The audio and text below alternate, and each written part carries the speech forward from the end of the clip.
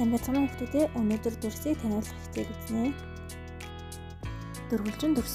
Дөрвөлжин дүрс нь дөрвөн талтай тал бүр нь адил хэмжээтэй байдаг бахны хүүхдүүдээ. Дугуй дүрс. Дугуй дүрс нь ямар ч өнцөггүй байдаг бахны хүүхдүүдээ. Гурвалжин дүрс. Гурвалжин дүрс нь гурван өнцөгт гурван талтай байдаг бахны хүүхдүүдээ. Тэгшүнцэг дүрс. Тэгшүнцэг дүрс нь дөрвөөрөө дөрвөн талтай болж талууд нь хос хосороо тэнцүү байдаг бахны хүүхдүүдээ. Тэгэхээр хүүхдүүдээ бидний эргэн тойронд байгаа эзэс сая үтсэн дүрсүүд орсон байдсан болов. Тэгэхээр доор байгаа зургуудад урвалжин дүрс, тэгшүнцэг дүрс, дугуй дүрс гурван маань орсон байна.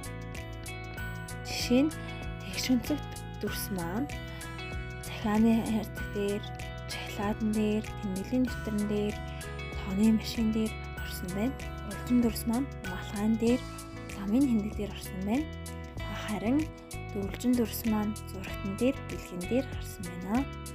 Дугуй дүрс маань бөмбөг, цаг, товчон дээр орсон байна.